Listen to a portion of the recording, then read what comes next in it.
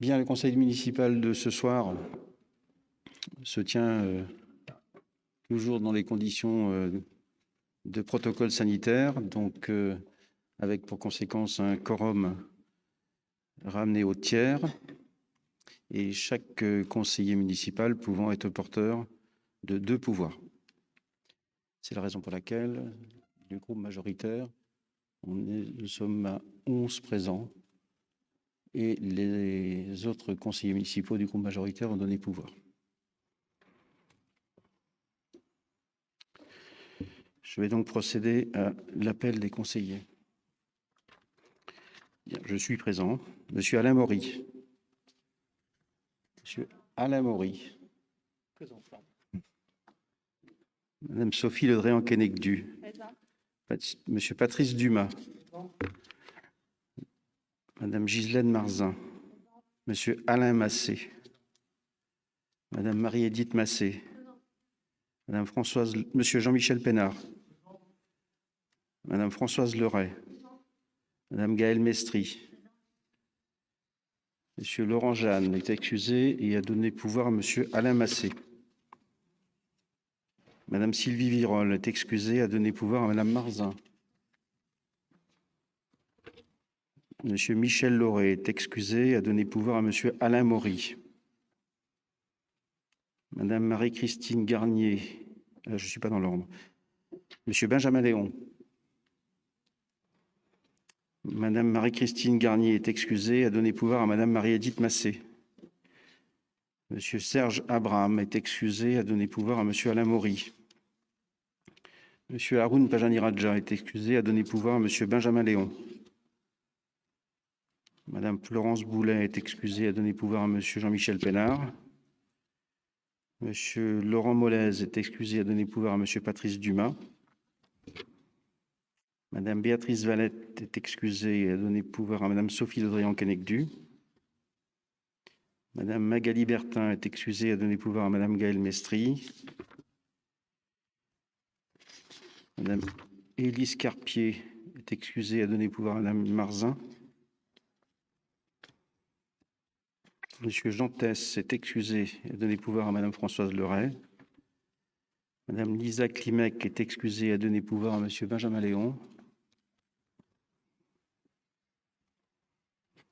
Madame Isabelle Lemarchand.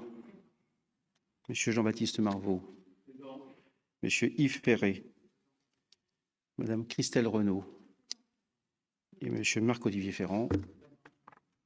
Très bien. Secrétariat de séance, s'il vous plaît. Madame Françoise Leray. Pas d'opposition. Très bien, merci.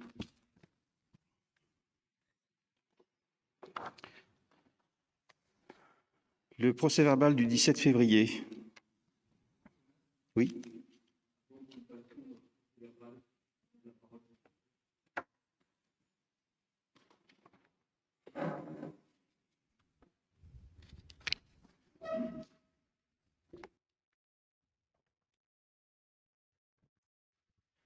Merci, Monsieur le maire, de me donner la parole.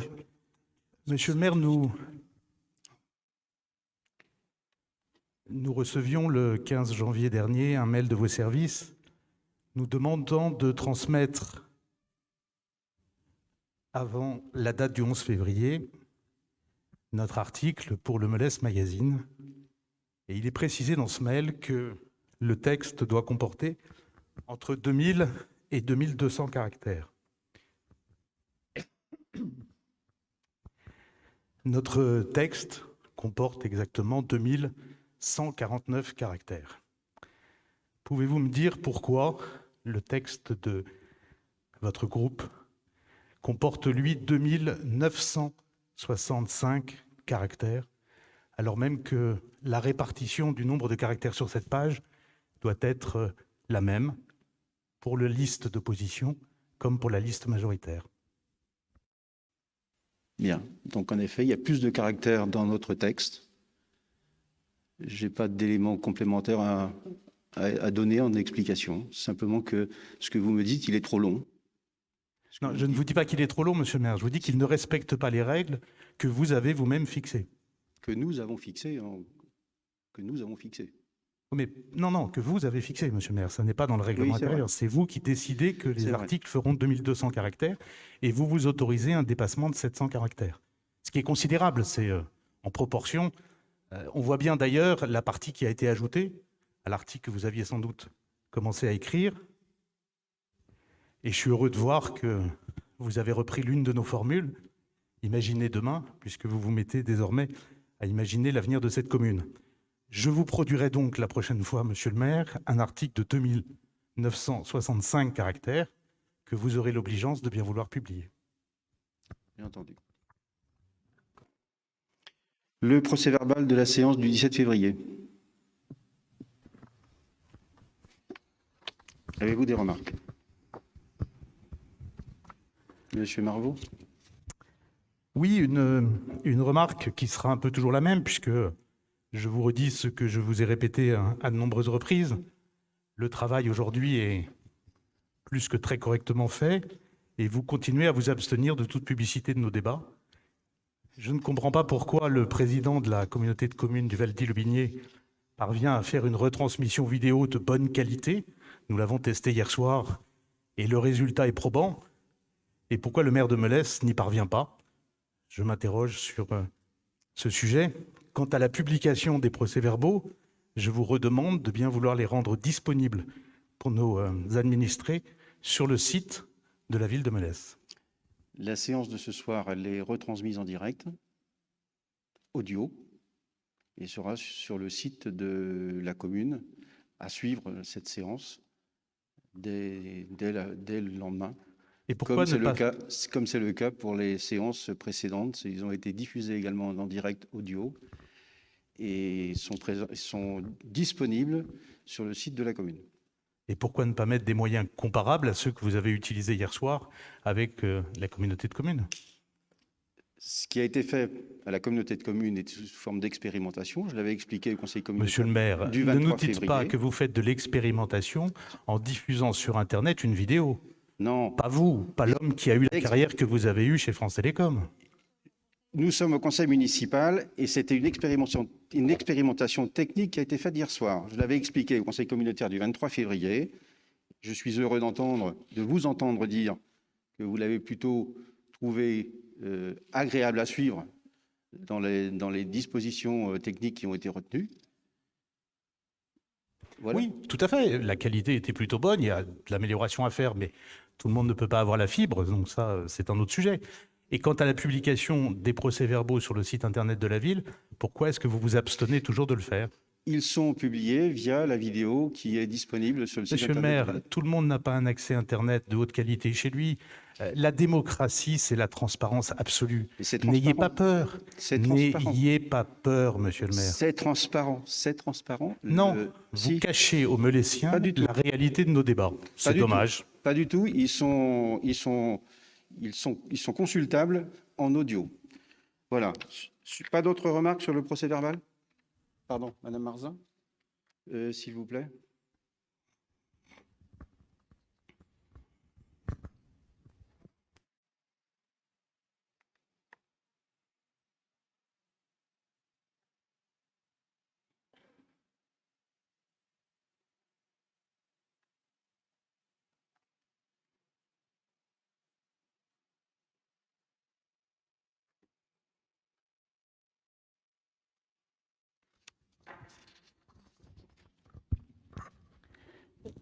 Merci de me donner la parole. Je voudrais porter la connaissance de tous quelques éléments factuels pour revenir sur les propos tenus par la minorité au sujet du Conseil des sages, à savoir, je cite, « Nous n'avons eu aucun compte rendu en conseil municipal en faisant référence au mandat précédent. » Dans les documents transmis au conseil municipal de 2016 à 2019, à 5 reprises, le Conseil des sages a été évoqué dans des questions qui étaient inscrites à l'ordre du jour. Et à 13 reprises, les conseillers municipaux ont été informés des différentes réunions tenues. Sur cette période de 2016 à 2019, les minorités présentes n'ont jamais relevé le manque d'informations sur le travail du Conseil des sages. Je rajouterai que lors du report de la date du dépôt de candidature pour le Conseil des sages en novembre, ce point n'avait fait l'objet d'aucune proposition de la minorité. Merci. Bien. C'est un point d'information. Est-ce qu'il y a d'autres remarques sur le procès-verbal? S'il n'y a pas d'autres remarques, je considère que nous validons le procès-verbal de la séance du 17 février. À l'ordre du jour du conseil municipal ce soir, la présentation des comptes administratifs, d'une part, du budget principal de la commune pour l'année 2020 et du compte administratif du budget d'assainissement collectif 2020, ainsi que la présentation du rapport d'orientation budgétaire et le débat qui doit suivre. Les comptes administratifs ne peuvent pas être présentés à la validation, au vote de la validation du conseil municipal ce soir, dans l'attente de l'arrivée des comptes de gestion par le Trésor public. Je vais demander à Patrice Dumas de bien vouloir prendre la présentation, s'il vous plaît. Bien, bonsoir à tous. Pardon, Monsieur Marvaux? Je peux parler ou non? Attends. Je vous en prie. S'il y a une intervention préalable? Ah ben allez-y. Allez-y, je vous donne la parole. J'attendais juste le micro, monsieur le maire, pour pouvoir être entendu. Si je comprends bien, vous nous dites que ce soir, vous ne faites pas la présentation du compte administratif. Les éléments essentiels du compte administratif vont être présentés. Mais vous ne le mettrez pas au vote ce soir. Je ne Non. peux pas le mettre au vote parce qu'il n'y a pas les comptes de gestion. En fait, on ne vote pas le compte administratif, on vote la concordance entre le compte de gestion fourni par la trésorerie et le compte administratif. La trésorerie ne nous a pas fourni à ce jour les comptes de gestion, donc on n'a pas pu vérifier que la concordance était bonne avant de les voter. Donc on va les présenter, puisque l'essentiel des chiffres sont connus. Ils ont été déjà présentés en commission il y a 15 jours. Et donc on votera le compte de gestion lors du prochain conseil municipal, lorsque la trésorerie aura validé nos comptes. Alors, pouvez-vous nous expliquer pourquoi la trésorerie n'a pas été en mesure de valider les comptes dans les Eh délais? bien, écoutez, je prends votre question et je lui transmettrai. Monsieur le maire, je m'étonne simplement de savoir pourquoi la validation pour la ville de Melesse n'a pas été faite, alors que toutes les communes qui nous entourent ont visiblement eu leur compte validé, puisqu'une grande partie d'entre elles ont d'ores et déjà validé leur compte administratif. Eh bien, pour ce qui est de notre cas, on n'a pas ces comptes de gestion pour l'instant, mais je transmettrai votre question. Est-ce dû, monsieur le maire, à un retard de transmission par la ville de Melesse? Je transmettrai votre question. Aujourd'hui, je constate que nous n'avons pas les comptes de gestion. J'ai ma réponse. Monsieur Patrice Dumas. Bien. Donc je vais présenter les 3 points en même temps, hein, puisqu'en fait on va présenter le rapport d'orientation budgétaire qui doit démarrer de toute façon par un rappel des comptes. Et on aura un petit point sur l'assainissement en fin de présentation. Je souhaiterais faire la présentation d'une traite. Je pense que les questions que vous avez à poser, vous les avez notées et vous pourrez les poser à la fin. Éventuellement, on pourra s'arrêter avant l'assainissement pour pouvoir scinder le budget principal du budget assainissement. Oui, très bien comme ça. Donc le rapport d'orientation budgétaire, alors normalement, je devrais avoir un bel écran derrière avec un vidéoprojecteur, mais bon, chacun va devoir suivre sur ce qui a été imprimé, le diaporama papier qu'il a sous les yeux. Donc je vais à chaque fois rappeler quelle page je suis pour qu'on ne se perde pas. Donc je suis sur la page 2, le rapport d'orientation budgétaire. Donc chaque année, on doit le présenter. Il doit être présenté dans les 2 mois qui précèdent le vote du budget. Donc là, on est dans les temps, il y a 3 semaines. Et il va donner un lieu à un débat et pas de vote, pas plus que les comptes administratifs, puisque, comme on le disait précédemment, on n'a pas la validation de la trésorerie. Donc on va présenter rapidement le contexte économique marqué par les périodes de confinement qu'on connaît, l'évolution financière de la commune à travers divers graphiques et divers chiffres, un état du personnel, les perspectives budgétaires donc pour l'année prochaine et pluriannuelles en se mettant dans une échelle de temps plus longue. Et donc je terminerai par un point sur l'assainissement. Donc page 3, ainsi que je le disais, le contexte national et international, tout le monde le connaît, hein, c'est le contexte sanitaire avec le Covid-19 ou la Covid-19 suivant qu'on veuille le dire dans un sens ou dans l'autre. Et donc, ce contexte sanitaire impacte tous les domaines d'activité, et en particulier le débat d'orientation budgétaire, puisque c'est le deuxième qu'on fait de ce mandat, et dans les deux cas, on était dans un contexte sanitaire particulier. On a des élections régionales et départementales qui arrivent, donc je cite ce fait, et ça pourra avoir des modifications sur les politiques des régions et des départements. Et donc pour les collectivités, le contexte aussi marqué par le plan de relance de l'activité, donc avec un volet important qui s'adresse en direction des collectivités pour qu'elles maintiennent leur activité, pour qu'elles permettent à la France de poursuivre sa course sans entraîner de chute économique importante. Et puis, je rappelle également la poursuite de la suppression de la taxe d'habitation. Tous les ans, on a un épisode supplémentaire. Donc cette année, on supprime pour tout le monde, enfin, tout le monde est touché, et ceux qui restaient à payer la taxe d'habitation ont une déduction de 30%, et donc dans les 2 années qui viennent, ça disparaîtra. Page 4, contexte national international. Donc là, j'ai repris des tableaux de l'INSEE et d'une publication de KPMG, donc qui nous montre un petit peu l'évolution de la croissance et l'impact majeur que va avoir la crise Covid sur notre croissance. Donc on voit une chute de plus de 12% du produit intérieur brut en 2020. Chute qu'on espère, on espère qu'elle remontera. A priori, les chiffres reviendra à une augmentation à 6% en 2021, et on espère retrouver un PIB dans la suite des années antérieures à partir de 2022.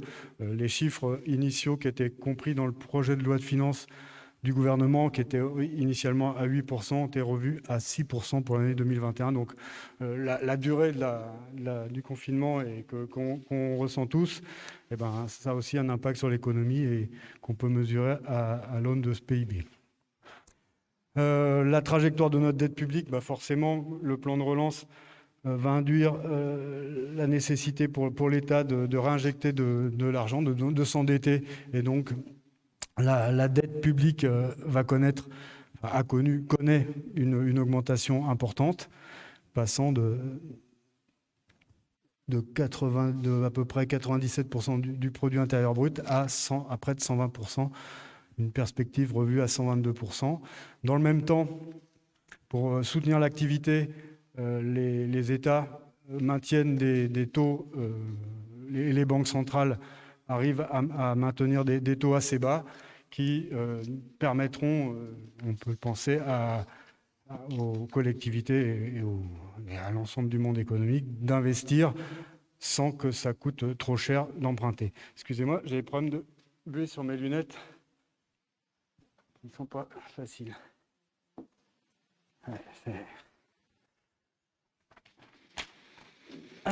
Contexte intercommunal. Je rappelle le transfert de la compétence eau à la collectivité eau du bassin rennais en 2021. Donc, c'est une compétence qu'avait temporairement pris la communauté de communes et qui la donne à la collectivité eau du bassin rennais. Et puis, le contexte du transfert de compétences assainissement qui devrait se faire avant 2026, suivant les termes de la loi. Au niveau intercommunal aussi, on peut rappeler la création du SMICTOM Val-Cobreise au 1er janvier 2020, qui rassemble les anciens SMICTOM des forêts dont nous faisions partie et le SMICTOM d'Île-et-Rance, qui comprend les communes dans la région de Tinténiac, Combourg, etc. Voilà. Au niveau communal, donc, la dynamique de développement se poursuit. La population municipale officielle 2021 est à 6 803 habitants. Cette population réelle, on a 3 ans de retard en fait. La population de l'INSEE est toujours 3 ans en retard sur l'année en cours. Et donc on peut penser qu'avec l'augmentation qu'on connaît, on est plutôt près à l'heure actuelle de 7 300 à 7 400 habitants à Melesse. La densification du centre-ville se poursuit, donc avec des opérations de logement collectif en cours et à venir. Et puis, on connaît toujours l'évolution des effectifs scolaires. Donc là, j'ai rapporté un graphique qui nous montre cette augmentation continue depuis 2015-2016 et donc qu'on doit prendre en compte notamment pour penser à nos équipements scolaires. Les permis de construire montrent que cette année, on a relativement peu de permis de construire et malgré tout la population augmente. C'est le fait qu'en fait la construction à Melesse se fait surtout pour les années qui viennent de s'écouler par des collectifs. Les permis de construire des collectifs ont été déposés dans les années 2016, 2017, 2018 et donc forcément ça met plus de temps à se construire ou même à démarrer et donc les logements arrivent à Melesse mais on a moins de nouveaux permis de construire. On va en avoir un peu plus cette année, dans les années qui viennent avec le développement de la ZAC du Feuil. Je passe à la page suivante. Donc il nous montre le synoptique du fonctionnement d'un budget. Donc, c'est une diapo que je présente systématiquement. On a nos deux sections de fonctionnement et d'investissement. Dans chacune de ces sections, des dépenses et des recettes. Et l'excédent de fonctionnement, la différence entre les recettes et les dépenses, bascule à l'investissement. Enfin, peut basculer à l'investissement. On peut aussi le garder en fonctionnement, mais ce n'est pas la politique d'une commune qui se développe. Voilà, donc normalement, s'il y a des questions là-dessus, on y reviendra. Je présente ensuite un graphique d'évolution de nos dépenses de fonctionnement. Donc on a connu en 2020 une augmentation, on va dire, modérée de nos dépenses réelles de fonctionnement, avec les frais de personnel qui évoluent assez peu, on y reviendra. Les charges à caractère général qui ont subi des influences différentes, puisqu'en fait, la période de confinement a entraîné des augmentations dans certains chapitres et des diminutions dans d'autres. Et la charge financière est à peu près stable, puisqu'on a fait un emprunt, mais on l'a réalisé qu'en toute fin d'exercice 2020. Le graphique, donc, je l'ai mis en parallèle de la croissance de la population et on voit qu'on suit des trajectoires qui se ressemblent. Le personnel, un tableau du personnel donc, qui est fourni, que vous aviez eu dans le document du rapport d'orientation budgétaire. Donc, au total, nous avons 72 agents statutaires dans la collectivité, auxquels il faut rajouter les contractuels qui ne sont pas compris dans le tableau du personnel. Et donc au total, au 1er janvier 2021, 92 salariés qui représentent 85 emplois temps plein, équivalent temps plein. Et bon, on peut constater effectivement la disparition des emplois aidés, puisqu'il n'y a plus d'emplois aidés. Donc, voilà, donc on a à la page 11 qui suit les courbes d'évolution de nos charges de personnel, donc avec, comme j'indiquais, une hausse modérée en 2020. Hausse modérée qui est en partie liée au fait que un certain nombre de contractuels qui sont embauchés pour la population jeune n'ont pas été employés pendant les périodes de confinement, et donc forcément ça vient diminuer un petit peu l'augmentation naturelle qu'il y aurait en lien avec l'augmentation de la population jeunesse qu'on a pu constater tout à l'heure. Donc on constate la fin des contrats aidés, donc des mesures Covid qui vont nous entraîner des arrêts assez nombreux pour l'année, arrêts qui sont à peu près stables par rapport aux années antérieures, mais qui restent à un niveau relativement élevé. Voilà. Les charges dites à caractère général, qui représentent en gros l'ensemble de nos dépenses courantes, sont en augmentation assez sensible. Avec, donc vous auriez pu le constater si vous avez lu dans le détail le rapport d'orientation budgétaire, des postes qui sont en nette diminution.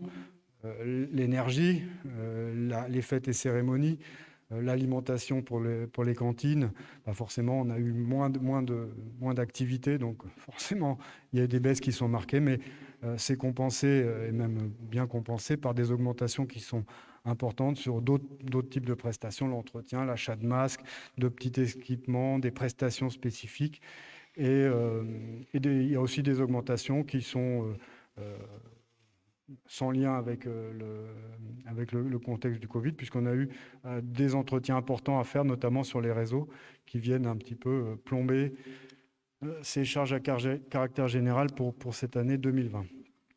En recettes de fonctionnement, pour la première année, si on n'avait pas eu des recettes exceptionnelles liées à des ventes de terrain, majoritairement, et à des remboursements divers par ailleurs, on aurait eu une stagnation de nos recettes de fonctionnement qui est liée à une baisse importante des produits des services, la cantine, la garderie, tout à l'heure on en parlait. Donc c'est tous ces services qui sont vendus et qui nous rapportent de l'argent chaque année.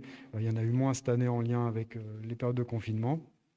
Des dotations qui sont en hausse et des recettes fiscales qui augmentent très peu, et même de façon étonnante, les contributions directes augmentent particulièrement peu, et je viens me demander si on n'aura pas une bonne surprise l'année prochaine avec des rattrapages, parce que je ne comprends pas bien pourquoi ça reste à un niveau de 1,4%, alors que les bases ont été revalorisées de 0,9%. Donc pratiquement, on ne retrouve pas l'augmentation de population qu'on constate par ailleurs sur les chiffres de l'INSEE. Donc ça nécessitera qu'on interroge les services fiscaux, et peut-être qu'on aura une bonne surprise l'année prochaine avec des rattrapages. Peut-être que ça les a ralentis dans leur travail de cette période de confinement. Enfin bref, voilà. Avec une petite courbe là qui donne le détail de nos recettes de fonctionnement. Donc comme je le disais, les impôts directs, plus 42 000 euros, c'est la plus faible augmentation depuis le début de la série, c'est-à-dire 2012. On aurait pu remonter un peu plus loin. Les autres impôts et taxes, donc ça reste à peu près stable tout ça. La DGF, on a une remontée de la part forfaitaire, et on touche toujours la DSR, la dotation de solidarité rurale cible, qui est réservée aux collectivités, les 10 000 collectivités les moins riches, entre guillemets, de l'Hexagone. Et nous, on est 9 000 et des 9 240, je crois, le chiffre précisément.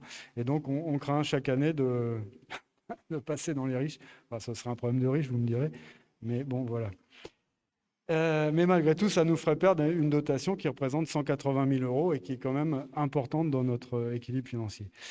Donc, je l'ai mentionné, la baisse du produit des services, et puis des stabilités sur les autres dotations. Et je mentionne toujours dans les autres recettes, les recettes exceptionnelles de 256 000 euros qui sont exceptionnelles. Au niveau de l'épargne, donc l'épargne qu'on va considérer sans les dépenses, sans les opérations d'ordre ni les opérations exceptionnelles, qui va traduire la qualité,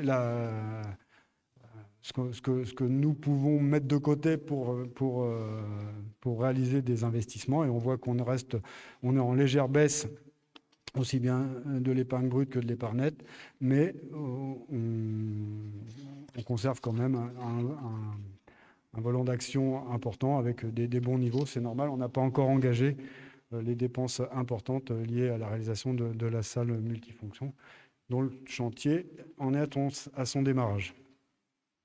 Malgré tout, on peut voir sur le graphique qui suit que l'année 2020 a quand même entraîné des investissements importants, 2,5 millions d'euros, et 500 000 euros de remboursement de notre dette. Et donc, dans les dépenses d'investissement, donc à la page suivante, on voit que dans la programmation pluriannuelle d'investissement, on a dépensé 1,5 million d'euros. Donc, l'essentiel, c'est l'opération du CTM qui s'est terminée. Et donc, nos agents sont heureux de travailler, enfin, j'espère qu'ils dans des locaux neufs et de qualité. Le Porsche, 200 000 euros, 212 000 euros, des acquisitions foncières liées au Champ Courtin principalement, et la réparation de la toiture de la maison des maîtres qui avait été mise dans le PPI précédent, qui s'est terminé. Donc, en dehors de cette programmation pluriannuelle d'investissement, 900 000 € de dépenses, donc c'est pas mal, avec des aménagements de voirie. On a eu plusieurs aménagements, rue de la Duchessane, enfin, dans différents secteurs de Melesse, avec des améliorations nettes de notre réseau viaire. Des travaux sur les bâtiments, les espaces communaux. Un point important sur le matériel, il n'y a pas que le matériel d'ailleurs, il y a aussi les logiciels informatiques, avec la volonté cette année, enfin sur 2020, et ça va se poursuivre sur 2021, de se doter d'outils modernes et au point pour pouvoir travailler efficacement dans les services, puisqu'il faut effectivement renouveler notre parc. Et là, on a renouvelé en 2020 le serveur, donc, qui était la tour de contrôle de nos installations informatiques, du matériel pour les services, pour la restauration, et puis diverses autres viennent compléter les montants. Vous avez tous les détails dans le rapport d'orientation budgétaire et dans les pièces qui étaient jointes au budget, donc avec les comptes administratifs. En ce qui concerne la dette, page 18, on peut s'apercevoir que nous restons relativement peu endettés, une dette de 3,9 millions d'euros, et donc ce qui nous amène à un ratio inférieur à la moyenne de la strate de 574 € par habitant au 1er janvier 2021. En 2020, on peut signaler qu'on a contracté un emprunt pour la salle multifonction de 850 000 € qu'on commence à rembourser dès 2021. Voilà. Donc ça, c'était une synthèse des éléments du compte administratif et du compte administratif, pardon, de la commune, qui a été examiné dans le détail en commission, je le disais tout à l'heure, il y a 3 semaines même, peut-être maintenant. En matière d'orientation pour 2021, les perspectives qui s'ouvrent à nous, donc pour l'investissement, ça va être déjà de réaliser les travaux qui ont démarré et sur la salle polyvalente et le mail, et pour pouvoir disposer de ces équipements dès l'année prochaine. Lancer des travaux qui sont programmés d'extension de l'école élémentaire. Lancer des études d'orientation et de programmation pour finaliser notre programmation d'investissement, avec une étude de contrat d'objectifs et de revitalisation du centre-ville qui va bénéficier de soutien du plan de relance. Petite ville de demain. Et du dispositif Petite Ville de demain, qui est un des éléments du plan de relance. Donc Petite Ville de demain étant un programme dans lequel la commune de Melesse s'est inscrite. Une étude sur le collège et la restauration collective, puisqu'on arrive un petit peu à saturation de nos équipements. La libération du collège à l'horizon 2022-2023 laisse entrevoir la possibilité de récupérer les installations de restauration du collège. Et donc là, il faut voir effectivement combien ça va nous coûter, quels travaux de réaménagement il y aurait. Et donc il y a vraiment une étude programmatique à voir pour s'assurer que c'est faisable. Et si ça ne l'était pas, imaginer des solutions alternatives. La salle polyvalente dans laquelle nous sommes, qui doit faire l'objet d'une transformation en pôle culturel. Et donc là, il y aura une étude lancée pour voir de quelle façon, quel scénario on peut mettre en place, pour quel budget, pour revoir la destination de cette salle. Et puis la localisation d'un nouveau groupe scolaire, puisque l'évolution des effectifs scolaires nous laisse penser que nous aurons besoin rapidement d'un nouveau groupe scolaire, malgré même l'extension qui va être réalisée à court terme de l'école élémentaire. On va continuer, du point de vue investissement, de mettre à niveau les équipements informatiques et les logiciels qui vont avec, bien sûr, pour pouvoir être efficace dans le travail.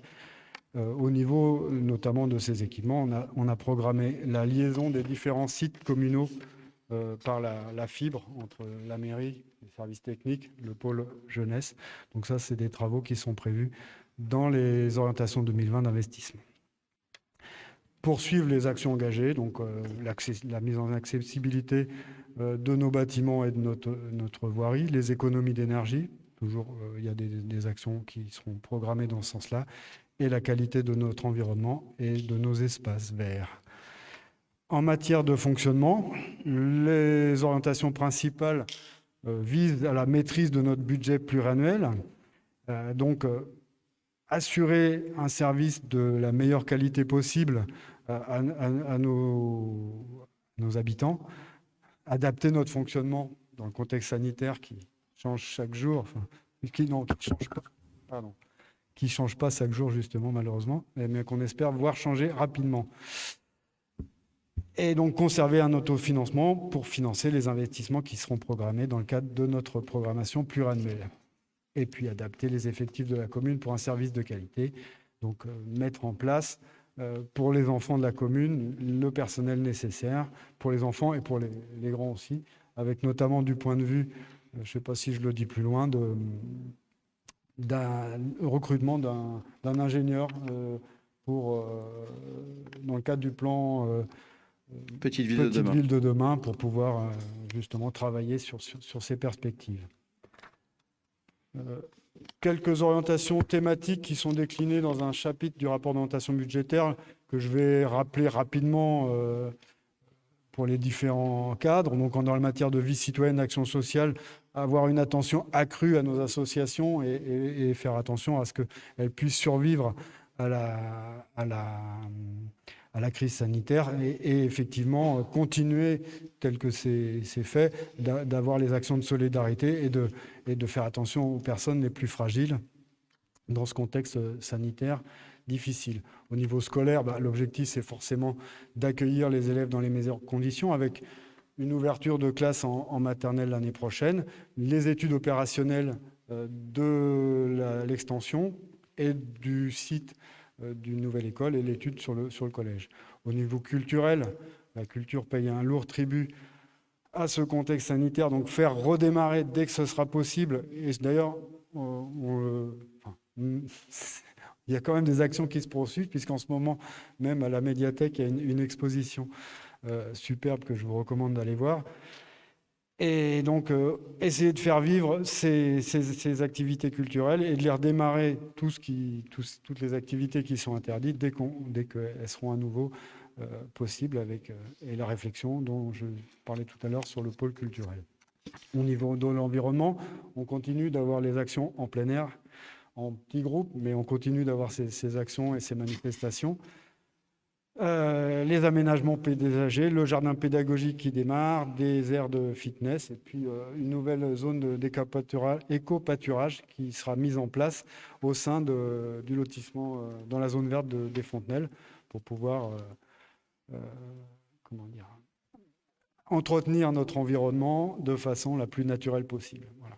Au niveau du sport et des activités physiques, un deuxième domaine particulièrement touché par le contexte sanitaire, donc la remise en route des associations dès que ce sera possible, l'aménagement des salles. On a des travaux qui sont programmés sur les salles numéro 1 et numéro 2. Et donc on va profiter de certains travaux pour améliorer l'isolation de ces salles et la programmation d'un atelier pour les assos moto donc qui devrait démarrer en 2021. Au niveau des voiries, des infrastructures, donc c'est le poste qui nous coûte cher chaque année, mais on essaie de maintenir Marie-Lite, notre réseau de voiries en bon état. Donc on poursuit nos actions, on continue d'améliorer progressivement les chemins et les réseaux les réseaux, ils sont souvent en dessous, on ne les voit pas beaucoup, mais ils comptent beaucoup dans un fonctionnement correct de nos voiries. L'urbanisme, on a le travail sur la ZAC qui se poursuit, le lancement du CODD, contrat d'objectifs et de développement durable en lien avec le projet de revitalisation du centre. Et puis, la poursuite des actions qu'on a pour l'économie locale, puisque il a été décidé en 2021 de renouveler les actions de 2020 pour pouvoir faire en sorte que les entreprises du territoire n'aient pas trop à souffrir de ces arrêts, de ces impossibilités de travailler. En termes de recettes de fonctionnement, Donc cette année, en termes de fiscalité, je disais tout à l'heure que j'étais un peu surpris de la faible augmentation de nos recettes. Là, on a des collectifs en cours, une population nouvelle qui va arriver, donc on peut penser qu'on aura une augmentation de nos recettes fiscales un peu plus importante de ce point de vue-là. Bon, par contre, effectivement, les recettes, le démarrage à venir de la ZAC du Feuil, c'est pas forcément pour tout de suite encore les maisons. Et donc, on peut signaler que nos recettes de taxes d'habitation vont être figées en ce qui concerne l'effet taux. On ne peut plus modifier les taux de taxes d'habitation, puisque maintenant, ce n'est plus la taxe d'habitation qui va être remplacée par une recette qui viendra de la taxe sur le foncier bâti du département. C'est pas moi ce coup-ci. Et donc, on va perdre une partie de la TLPE avec le confinement, mais bon, c'est un moindre mal par rapport aux entreprises qui souffrent. En ce qui concerne les dotations, on a des incertitudes fortes sur la dotation de solidarité rurale, j'en parlais tout à l'heure. On est commune limite, donc on attend avec impatience notre classement qu'on ne peut pas calculer nous-mêmes, puisque ça dépend de tellement de facteurs, et surtout du facteur qui concerne d'autres communes que la nôtre. Donc, on attend de savoir à combien on est classé pour savoir si on risque ou pas de perdre cette dotation. Et puis, donc, normalement, les autres dotations qui augmentent avec la population sont censées suivre la progression. En matière de dépenses, donc, on va essayer de contenir, je parlais tout à l'heure de nos perspectives, d'essayer de maintenir un autofinancement, donc il faut contenir la hausse. Donc, l'objectif qu'on s'est fixé, c'est de contenir la hausse à 4,5% en pluriannuel. Pluriannuel, c'est vraiment lisser les choses. Voilà, donc avec une augmentation qui doit tenir compte de nos impératifs de service. On ne peut pas laisser les enfants sans garde. Donc forcément, on subit aussi, on est content d'avoir beaucoup d'enfants, mais on doit mettre à niveau notre personnel pour cela. Il faut intégrer le glissement, le GVT, glissement vieillesse technicité, donc les augmentations mécaniques liées au changement d'échelon et au changement de grade de nos agents qui progressent. Et donc, j'en parlais tout à l'heure, le recrutement, alors avec une autre commune probablement, d'un chef de projet qui est prévu pour le programme Petite Ville de demain. C'est un poste qui sera en grande partie soutenu, financé par l'État. En termes de charges à caractère général, pareil, on aura des augmentations qui sont liées à l'augmentation des activités enfance-jeunesse, des événements culturels qu'on espère pouvoir enfin réaliser en 2021 et sportifs. Et puis, par contre, on redoute un peu que le redémarrage de l'activité fasse remonter aussi le prix des carburants parce qu'il avait bien baissé pendant les périodes creuses du confinement. Et donc, on peut craindre que l'effet inverse se produise au redémarrage de l'activité. Autre charge, donc le contrat d'association sera en augmentation puisque les effectifs de l'école privée sont en augmentation, et c'est très bien. Et la charge financière, donc on a un emprunt nouveau réalisé, un autre à venir pour la salle multifonction, donc ça devra augmenter un petit peu nos charges financières.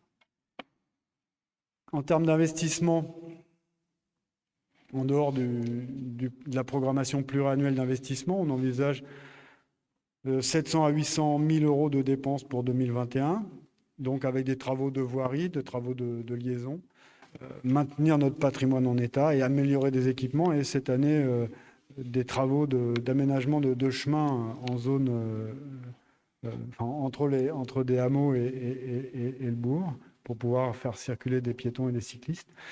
Des aménagements d'espaces verts, il y a plusieurs perspectives de travaux d'aménagement d'espaces verts, de rénovation de certains parcs et donc de mise en place de jardins pédagogiques. On a l'espace cinéraire du cimetière qui va être à agrandir, agrandir l'espace. Voilà. Du matériel électoral, acheté pour les prochaines élections. On va continuer d'améliorer nos bâtiments publics et l'accessibilité de ceux-ci, la poursuite du mise à niveau de l'informatique, donc j'en parlais tout à l'heure, et puis l'innovation cette année du budget participatif qui rencontre un bon succès et dont on saura bientôt le lauréat, puisque c'est le 15 mars, si ma mémoire est bonne. Et dans le PPI, donc, une programmation donc, dont vous avez le détail dans un tableau qui suit, donc une vingtaine de milliers d'euros, qui vont comprendre forcément les équipements qui sont lancés, la salle multifonction, le mail, le quai-bus et l'aménagement de la RD 28 entre le rond-point de l'Épinette et l'entrée du futur collège, l'extension de l'école élémentaire qui a été programmée, un nouveau groupe scolaire qui est prévu. Alors, collège, futur ex-collège, l'actuel collège en fait, donc une perspective d'acquisition en tout ou partie, de transformation pour pouvoir l'intégrer à nos équipements communaux. Les abords et la salle du pôle intergénérationnel dont les travaux ne devraient pas tarder à démarrer puisque les panneaux sont là et les entreprises sont prêtes. Des travaux de voirie structurants, donc le rond-point des Olivettes au nord de la commune, la rue de Chevigné dont on programme la rénovation au moins en partie, des équipements sportifs et associatifs, donc je cite un boulodrome, un atelier moto, diverses études, et puis on a laissé un volant de 3 millions d'euros dans cette programmation qui ne sont pas affectés parce que, comme je l'ai dit au début, on a plusieurs études qui nous permettront de mieux cibler nos investissements. Et, donc, et on a aussi, il faut bien le dire, des craintes, notamment ce que j'en parlais tout à l'heure sur la dotation de solidarité rurale et la perte de 180 000 euros pourrait avoir un impact important sur notre capacité à investir. Donc le tableau, je vous le laisse, vous avez dû le regarder dans le rapport d'orientation budgétaire. Et on peut passer page 26, donc, où je donne les hypothèses de la modélisation financière que nous avons pris en compte pour établir ces perspectives. Donc des charges de personnel, j'en parlais tout à l'heure, en augmentation de 4,5% par an, donc lissé, ça peut être variable d'une année sur l'autre. Des charges générales et autres charges donc, qui vont augmenter forcément en lien avec l'évolution de la population et la réalisation de nouveaux équipements qui vont nécessiter de l'entretien et du personnel. Donc. Des recettes fiscales qu'on suppose en hausse sur le rythme actuel de construction. Des dotations, alors j'ai noté dynamique, notamment la dotation de péréquation qui effectivement nous rapporte un petit peu plus chaque année, mais en rouge, effectivement, attention à la DSR cible que l'on pourrait perdre.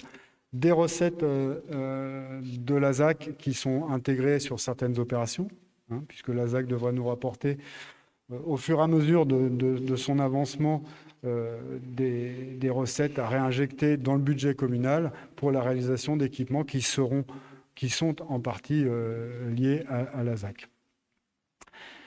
Donc la baisse de la taxe d'aménagement, donc là qui se continue, qui va être très faible lorsque l'ASAC sera en route, puisque les recettes on touche des recettes de l'ASAC, mais à l'inverse, on ne va pas toucher de taxe d'aménagement sur les constructions qui seront faites dans l'ASAC. Au final, on y gagne, mais ça fait une recette qui diminue. La vente de patrimoine possible. Donc là, on a une enveloppe qui a été évoquée, mise dans la programmation sans forcément cibler spécifiquement tel ou tel patrimoine. Ce sera des choix qui seront à décider.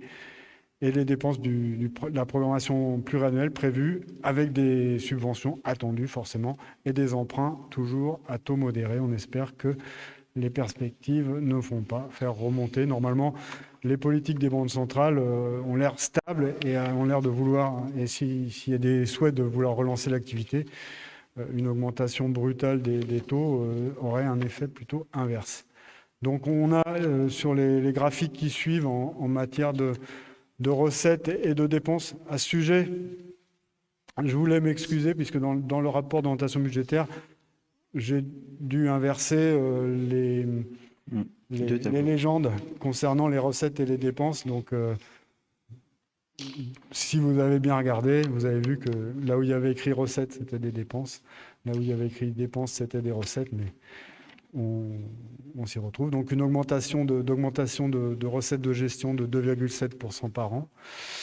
une perspective de trajectoire de nos dépenses de gestion de 4% par an, 4,1% par an.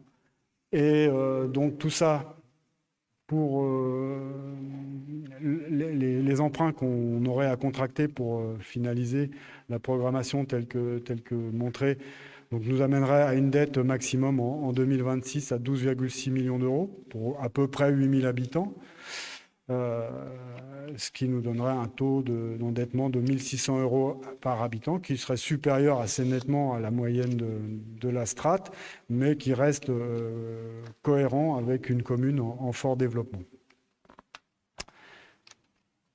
Et donc, sur le dernier graphique, l'évolution de notre capacité de désendettement, la capacité de désendettement dynamique, qui est en fait le volume de la dette rapporté à l'épargne brute de l'année. Et donc, on arriverait autour du seuil de 8 ans, un petit peu au-dessus, qui est la valeur limite de prudence qui reste raisonnable, disons, pour une commune comme la nôtre. Voilà. J'ai présenté donc les aspects relatifs au budget général. Les résultats du compte administratif, dont le détail vous l'avez eu dans le dossier du compte, dans le dossier du conseil. Et donc, si vous avez maintenant des questions, des observations, des choses à débattre, c'est le moment. Allons-y. Merci. Monsieur Marvaux.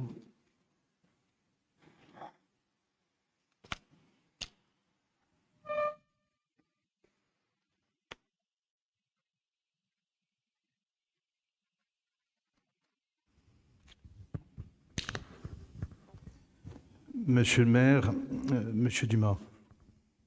Alors, je vais commencer, monsieur le maire, par un problème de méthode. Nous venons d'assister à une présentation qui mélange le budget 2020 et son compte administratif, donc le réalisé, les dépenses qui ont été réalisées en 2020 et les projets qui sont les vôtres.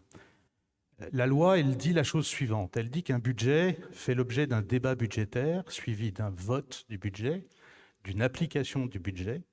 Et à l'issue de cette application, il y a un compte-rendu de gestion qui est fait avec un compte administratif qui est adopté par les élus, hors la présence du maire, pour satisfaire à la règle. Et ça, c'est l'histoire, c'est le budget 2020. On va y revenir, il y a des questions qui se posent, mais c'est l'histoire.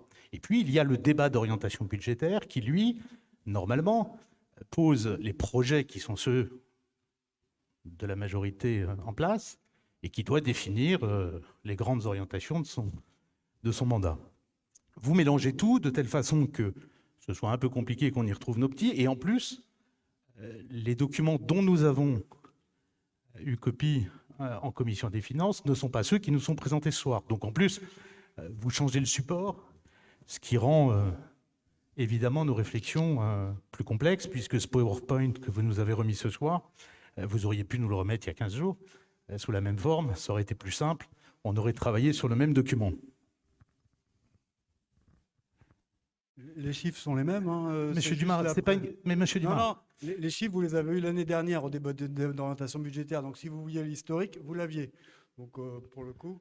Monsieur le maire, est-ce que je vais être interrompu à chaque fois que je vais prendre la parole, comme ce fut le cas très récemment dans une autre réunion, ou est-ce que je vais pouvoir essayer de dérouler quelque chose sans que monsieur Dumas ne m'interrompe? Je pensais que vous aviez baissé d'un petit ton, donc pour me laisser répondre. Monsieur Dumas, mais j'ai mal interprété votre ralentissement. Monsieur Dumas, si j'ai je vais attendre que vous ayez terminé. S'il vous plaît. Vous avez fait une pause, monsieur Marvaux, donc monsieur Dumas a profité pour préciser sur les chiffres. Mais vous avez la parole, monsieur Marvaux. Imaginez demain dépenser sans compter un argent qui n'est pas à vous.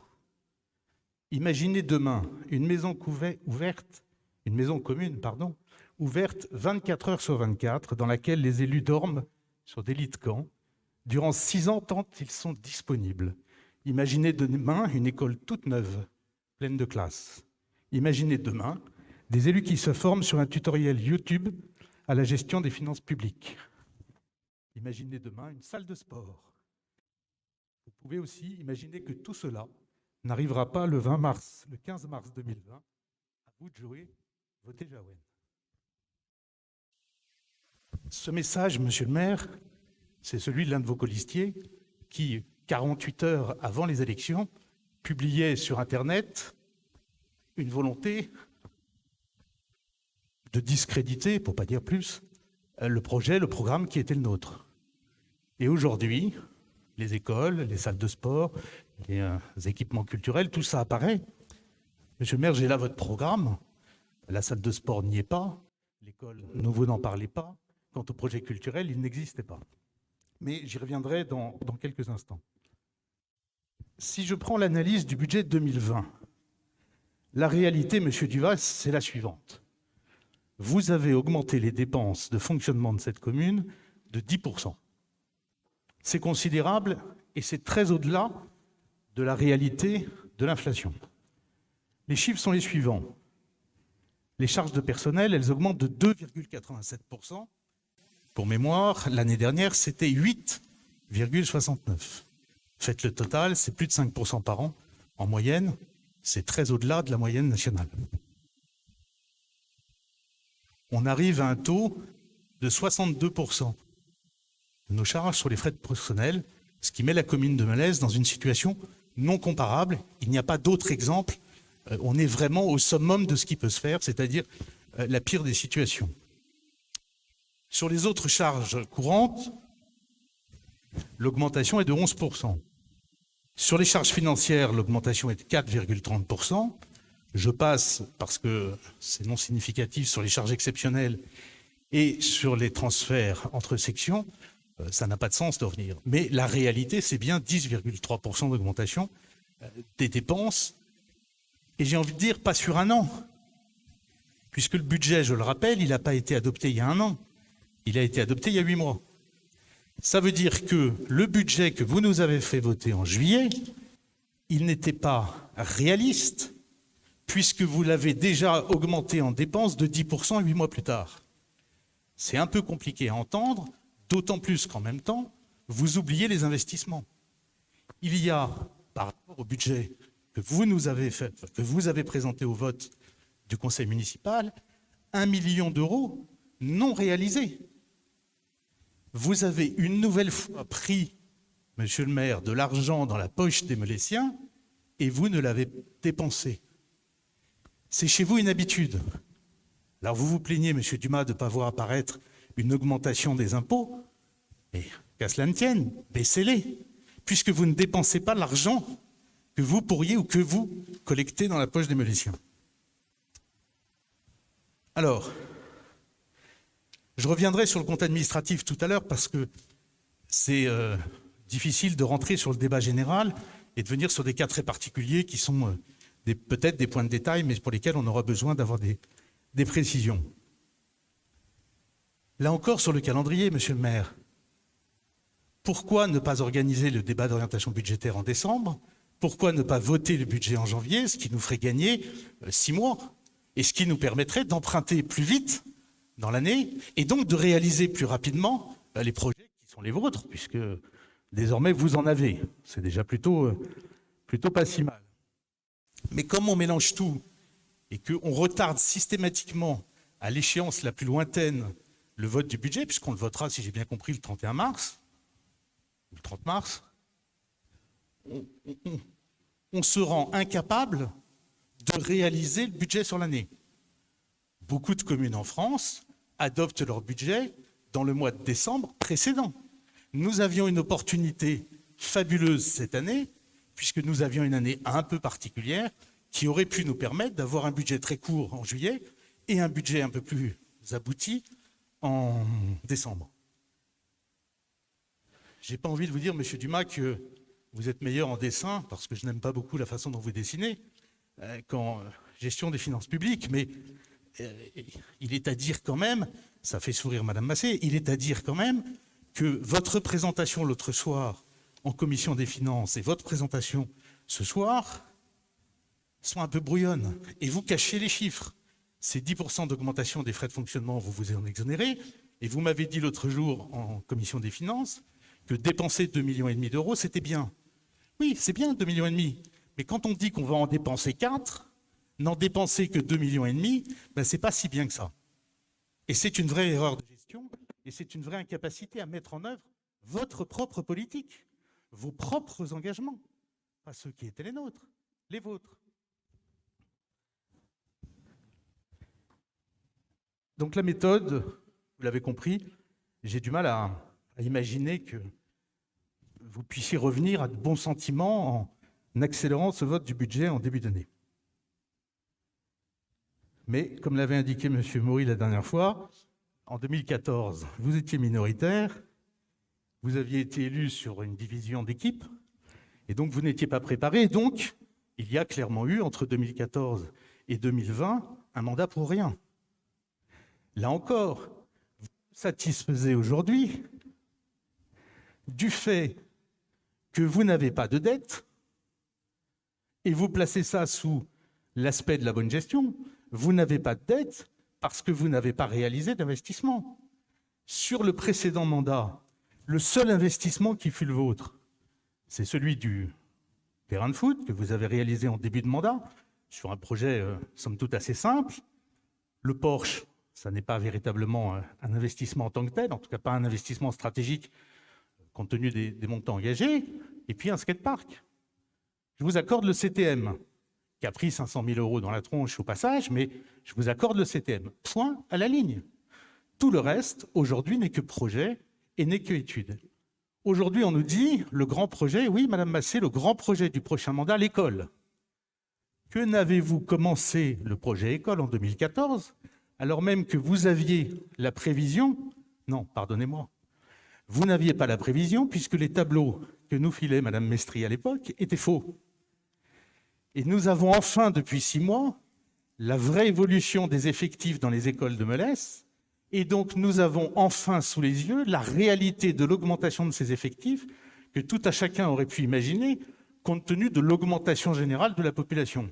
Non, les tableaux que Mme Mestri transmettait encore quelques semaines avant les élections étaient très inférieurs, expliquant d'ailleurs pendant toute la campagne électorale à qui voulait la croiser aux réunions de parents d'élèves qu'il n'y avait pas besoin d'école supplémentaire à Melesse et qu'on agrandirait gentiment l'école, ça suffirait.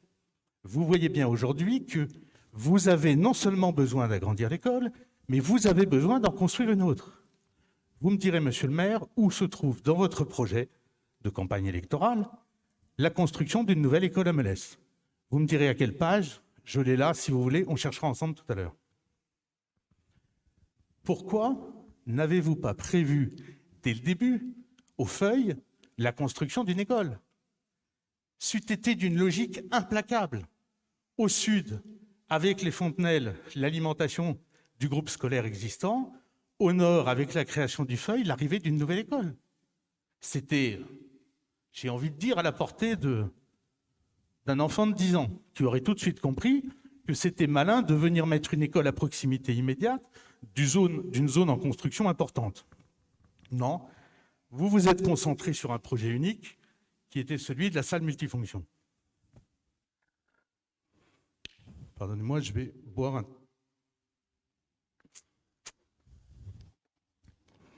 Cette salle, nous sommes allés, il y a une quinzaine de jours, non, un peu plus, un mois maintenant, un mois et demi, travailler avec Yves Ferret, à la mairie, avec vos services, pour regarder de très très près ce projet.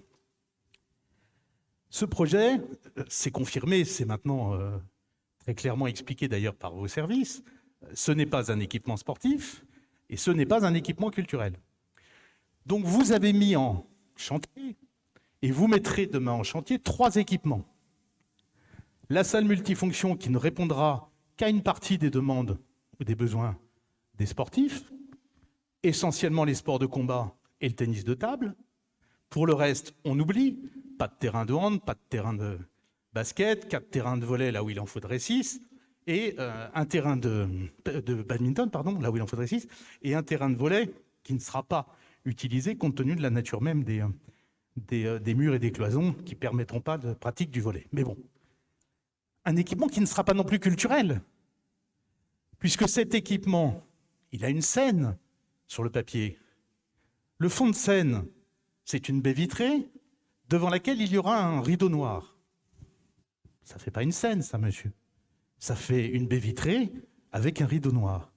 Et tous les enfants du monde qui l'été ont monté un petit spectacle pour leurs parents savent que pour faire du théâtre, ils l'apprennent à 4 ou 5 ans. Il faut des loges. Il faut pouvoir partir par le fond de scène. Il faut pouvoir aller se changer discrètement pour changer de costume ou de tableau. Non, il n'y a pas de sortie en fond de scène, si ce n'est vers l'extérieur. Il n'y a pas de loge, il n'y a pas de coulisses. Il n'y a même pas un deuxième rideau qui permettrait, à minima, de cacher 1 ou 2 acteurs. Il y a dans cette salle des gens qui s'essayent au théâtre amateur, parfois avec talent. Ils savent pertinemment que cet équipement ne sera pas non plus un équipement culturel. Donc vous construisez pour 6 millions d'euros, 5 400 000 euros, plus le mail, mais le mail, on va considérer qu'il est nécessaire et utile. Vous construisez un équipement qui finalement ne répondra à aucune des vocations. Et vous dites, ah oui, mais on a bien anticipé le fait qu'il manque un équipement sportif. Donc il va falloir le faire. Vas-y que je t'embrouille, je te rajoute dans le PPI un petit quelque chose en disant études, parce que le financement, ça va être autre chose sur le mandat. Et puis vous nous expliquez, monsieur Dumas, que vous voulez réhabiliter la salle dans laquelle nous sommes ce soir. Je ne suis pas architecte, je ne suis pas non plus un bureau d'études à moi tout seul, mais j'ai dans ma carrière construit une bonne trentaine d'équipements publics au bas mot, dont certains de dimension plus que raisonnable. Je peux vous garantir que si vous trouvez demain un bon programmiste pour vous expliquer qu'on peut réhabiliter ce bâtiment et en faire quelque chose, virez-le tout de suite. Ce bâtiment, vous devrez le raser pour faire autre chose. Nous y avions, nous, projeté un équipement culturel, uniquement à vocation culturelle. Nous avions un équipement sportif uniquement à vocation sportive. Nous avions 2 équipements, vous en aurez 3. La dépense supplémentaire pour la commune de Melesse sera de l'ordre de 5 millions d'euros. Vous aurez donc, à la fin de votre mandat, gaspillé la somme de 5 millions d'euros de façon inutile, en ne répondant pas, en n'augmentant pas les moyens mis à la disposition des Mélessiens. Je le redis, 2014-2020, un mandat pour rien.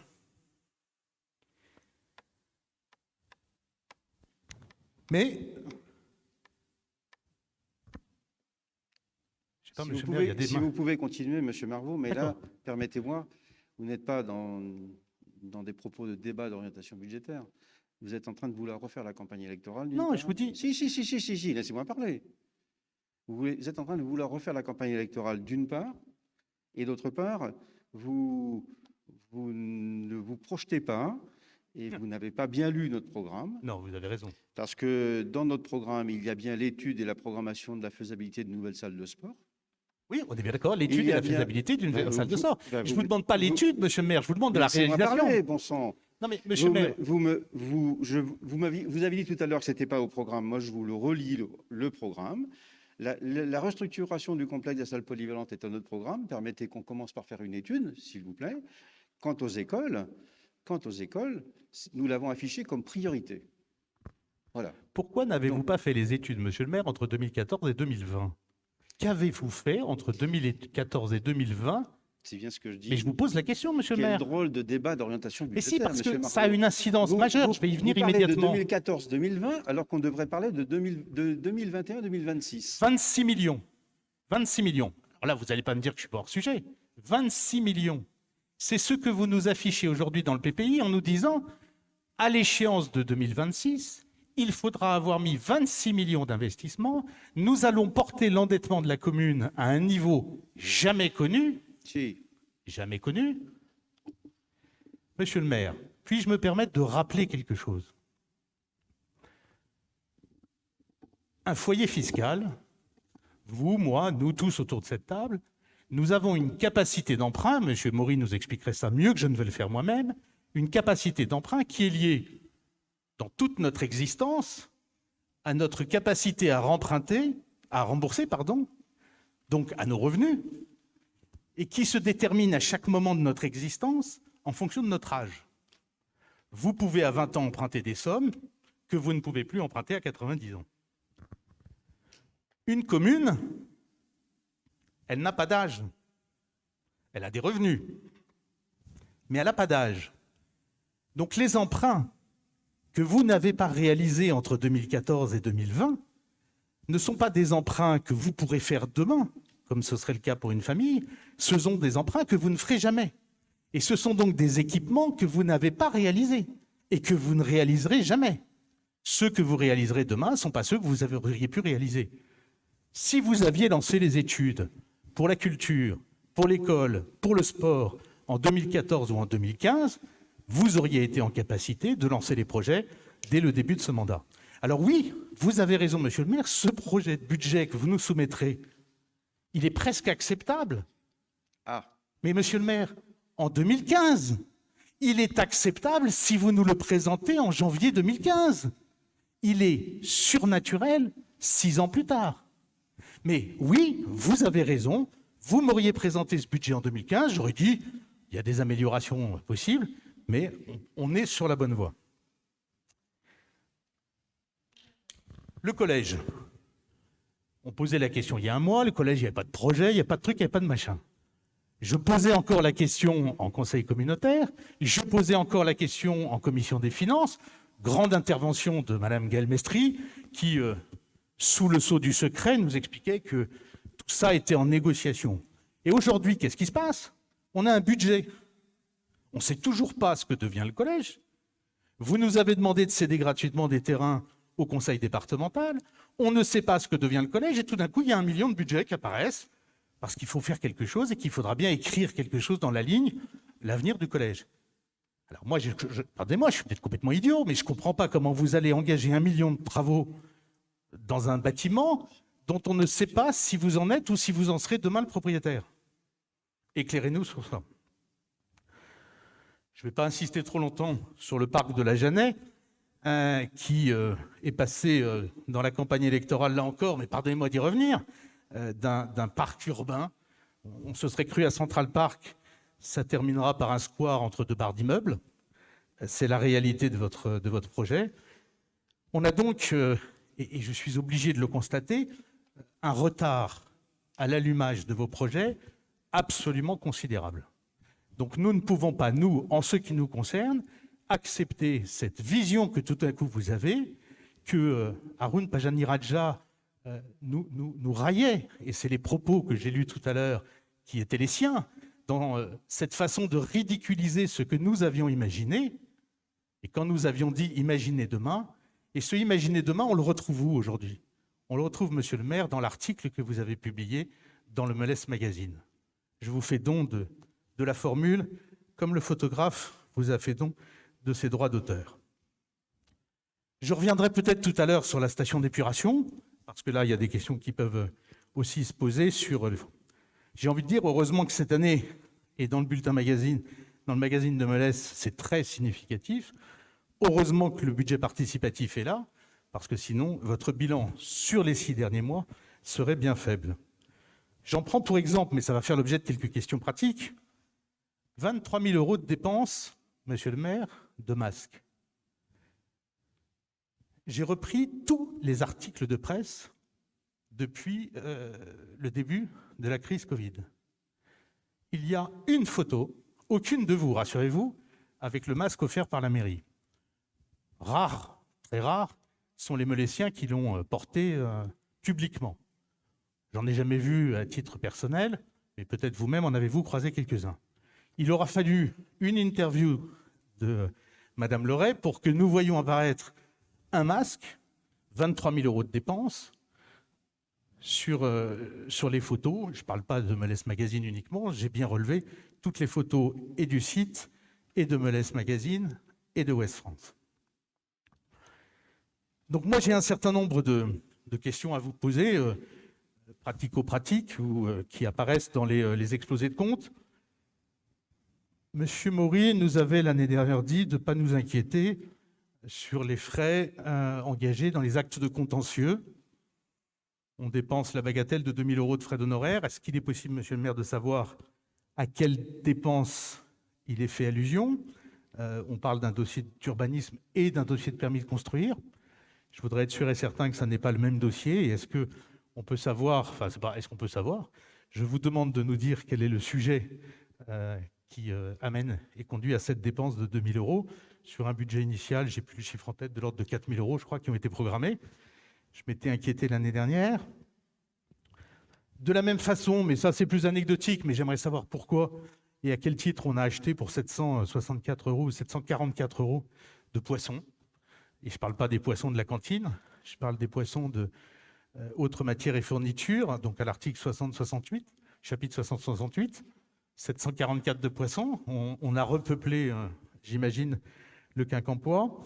J'aimerais comprendre pourquoi une dépense du 7 décembre 2020 d'acquisition de livres figure également au 60-63, alors qu'on devrait être au 60-65. Est-ce juste une erreur ou est-ce que tout d'un coup la littérature est particulière et donc elle glisse d'un chapitre à l'autre? Mais oui, mais Madame Massé, la comptabilité publique, c'est une science exacte qui ne souffre aucun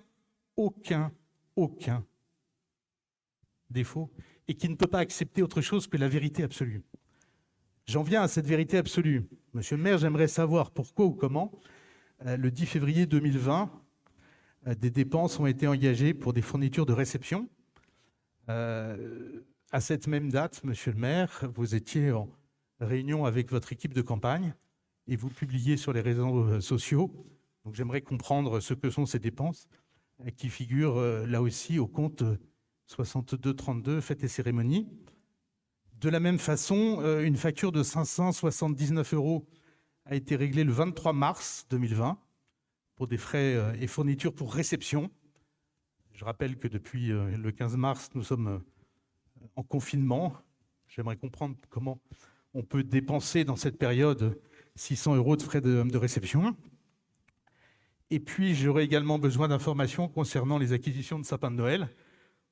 Rassurez-moi, monsieur le maire, les 926 € qui ont été dépensés ne correspondent, j'imagine pas, au seul et unique sapin qui tentait, du haut de ses 2,50 m, de décorer la place du village. Voilà, monsieur le maire, notre déception, elle est à la hauteur des projets qui étaient les nôtres, et vous avez raison, j'ai peut-être parlé un peu, mais c'est tout l'objet d'un débat budgétaire, de l'objectif du regard que nous portons, vous et nous, sur l'avenir de cette commune. Je n'ai eu de cesse, depuis 2 ans maintenant, de dire qu'il nous fallait anticiper, il nous fallait le regarder loin sur la ligne d'horizon, et je ne vous reproche qu'une seule chose, c'est d'avoir oublié de le faire. Mais M. Maury avait raison. En 2014, vous n'étiez pas préparé à cela. Ce sont les hasards de la vie politique qui vous ont mis à la tête de cette administration. Les Molésiens auront perdu un mandat. Pitié, ne les décevez pas. Transformez demain l'équipement sportif en un véritable équipement sportif, réaliser dans le centre de Melesse un véritable équipement culturel pour que le théâtre, la danse, la musique puissent enfin connaître un vrai lieu de vie. Et là, monsieur le maire, je serai le premier à applaudir. Monsieur Marvaux, votre propos est très étonnant. Très étonnant. Vous naviguez entre « je veux refaire la campagne électorale », entre des questions de détails sur les comptes, mais elles sont justes, j'essaie de noter, elles sont justes, elles sont légitimes, je veux dire. Et puis sur une projection que nous avons présentée, sur laquelle vous ne revenez pas, sauf à dire que ce qu'on a présenté en termes de projection, c'est plutôt bien. C'est plutôt bien. Vous reprochez que ce n'ait pas été fait 5 ans plus tôt. Écoutez, pendant les 5 ans où ça n'a pas été... Je ne vais pas vous reprocher, monsieur le maire, de construire une école. Vous m'avez interrompu tout à l'heure. Je ne vous ai pas interrompu. Je ne vais pas vous reprocher de faire une école. Je ne vous ai pas interrompu. Madame Marzin. Je ne vous ai pas interrompu. Vous interrompez à chaque fois que je parle, comme si vous souhaitiez être le seul à avoir la parole dans cette salle, dans chaque séance de conseil municipal. Ce sont des faits. Ça s'entend dans les enregistrements vidéo qui sont disponibles sur le site internet. Ça se voit dans les procès-verbaux complets qui sont faits. Vous m'interrompez à chaque fois. Je ne vous ai pas interrompu du tout, là. Pas du tout. Je vous disais que vous avez dit que les projections que nous avons présentées vous semblent tout à fait recevables. Bien sûr, ça ne peut pas être parfait, donc sauf que vous auriez préféré que ce soit fait en 2015 ou 2016.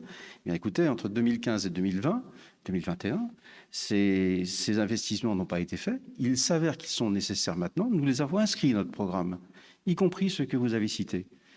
Ils sont inscrits à notre programme. Et donc, il paraît légitime de présenter nos orientations telles qu'on vient de les faire pour assurer le développement de la commune sans avoir été plomber les résultats de la commune par anticipation. Tout à fait. Vous avez également évoqué que sur le collège, vous êtes en attente d'informations. Sur l'ancien, enfin ce qui va devenir l'ancien collège, rencontres ont eu lieu avec le président du département. Sollicitation du président du département est faite formellement. Dans notre programme, nous l'avons écrit. Intégrer le site du collège actuel dans nos futurs projets et engager une réflexion participative. C'est écrit. On ne fait que ce que nous avons dit que nous faisons. Attendez, Madame Marzin va demander la parole, je crois.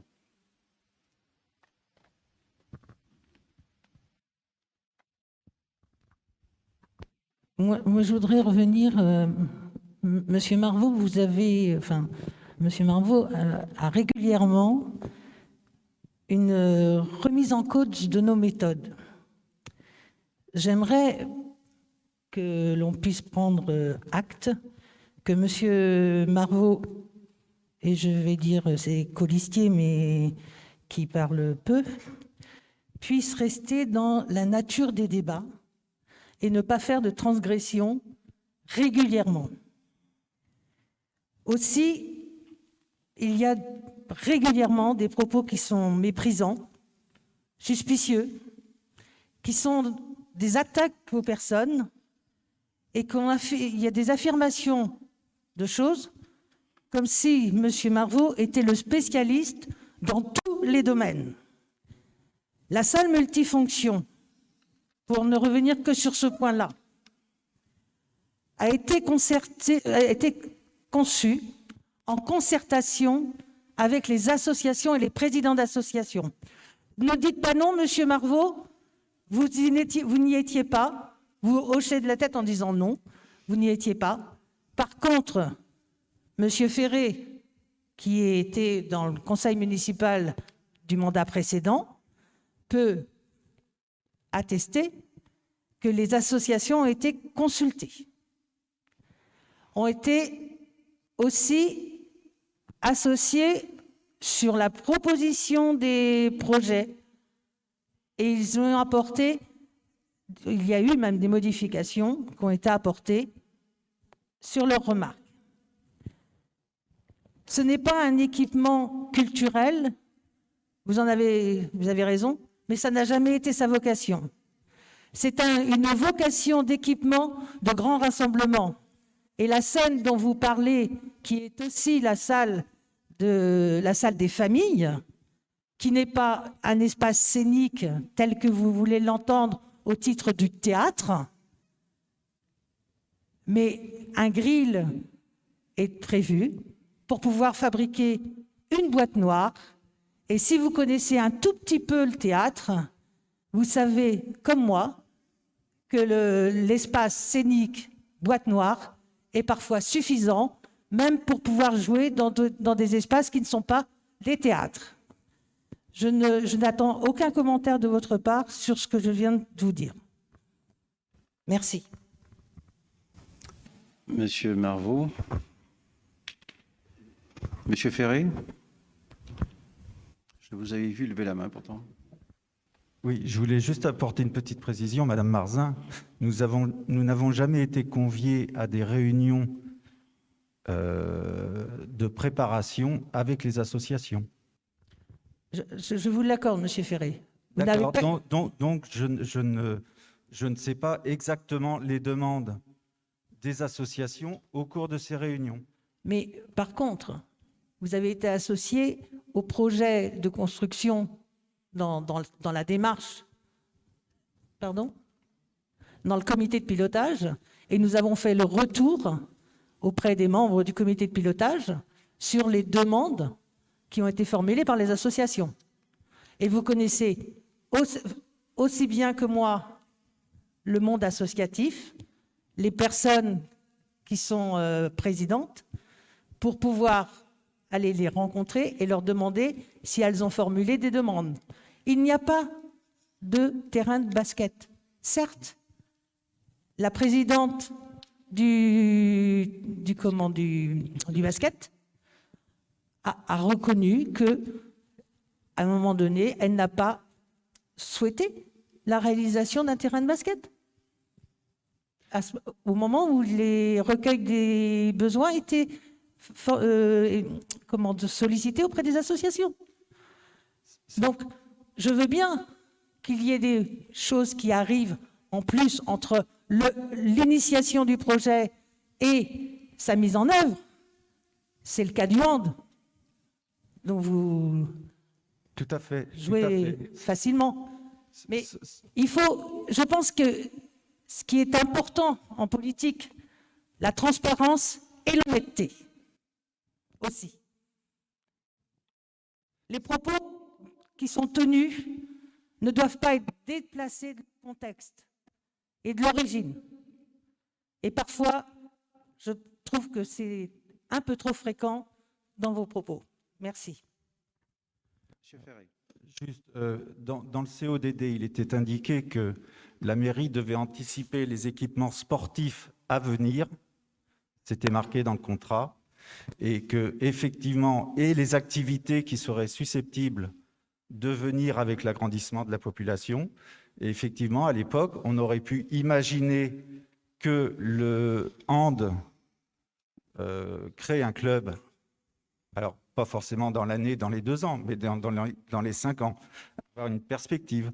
Et on sait très bien également que le basket, comme la commune va prendre 1/3 d'habitants, on est tout à fait en droit de s'imaginer que le club de basket va également prendre de l'importance. Hein, donc c'est ça, c'est plus au niveau des perspectives. Monsieur Ferré, vous attendez. Monsieur Ferré, aujourd'hui, en 2021, vous nous dites « imaginons ». Enfin, ou nous aurions dû imaginer. Ce qui nous importait à l'époque, parce que sur le mandat précédent, rien n'avait été fait, il nous importait de répondre aux besoins. Alors, effectivement, avec des si, on mettrait pareil en bouteille, hein, ça c'est bien, la formule est bien connue, mais il importait de répondre aux besoins du moment. Sauf qu'un contrat d'objectif de développement durable, c'est pas répondre à un besoin du moment, c'est se projeter. Et donc, effectivement, dans le contrat d'objectif, il était bien mis que nous devions se projeter sur les futurs équipements. C'est ce qu'on a fait. Voilà. Et sur les futures activités éventuelles.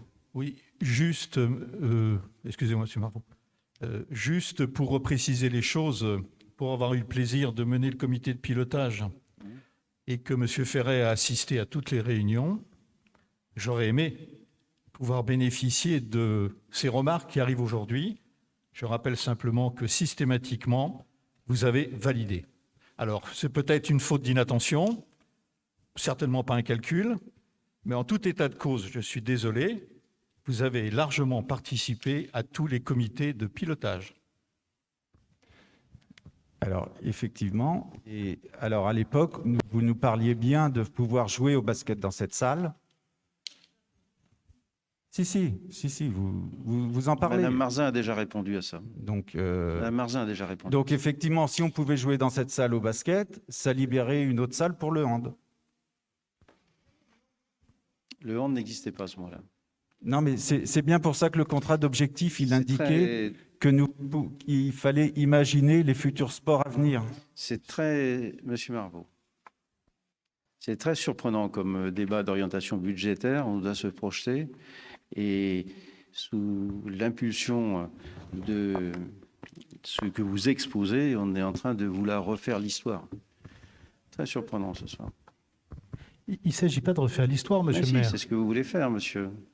Non. Si, monsieur. Non, d'abord... Si, monsieur.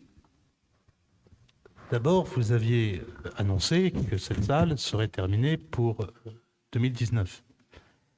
Si vous regardez bien, monsieur le maire, dans votre agenda et dans votre boîte aux lettres, vous retrouverez un rendez-vous que nous avons eu, vous et moi, sur ce sujet, et un courrier relativement long et circonstancié qui vous expliquait, je n'ai plus la date exacte de ce courrier, mais on doit être en mars 2018, si ma mémoire est bonne, qui vous expliquait en long, en large et en travers, non pas en quoi votre projet était moins acheté, je ne l'ai jamais écrit et je ne l'ai même jamais pensé, mais à quel point il était possible de le faire évoluer intelligemment. Et je soulignais d'ailleurs que le choix qui avait été fait du projet architectural était extrêmement qualitatif et que donc je ne pouvais que me satisfaire de cet aspect. Et pour répondre à la problématique du terrain de hand, Madame Marzin, c'est pas tant que je veuille absolument un terrain de hand, c'est que la petite expérience qui est la mienne dans ce domaine, et pardonnez-moi effectivement d'avoir eu un parcours qui m'autorise à avoir quelques expériences, le terrain de hand, c'est la plus grande surface de jeu, et donc c'est elle qui contraint tous les équipements sportifs de France. C'est pas uniquement parce que j'ai envie que tout le monde joue au hand, c'est que si vous avez un terrain de hand, vous pouvez mettre tous les autres terrains à l'intérieur, ce qui bien évidemment n'est pas le cas dans l'autre sens. Quant à la concertation, monsieur le... Non, mais je sais pas si...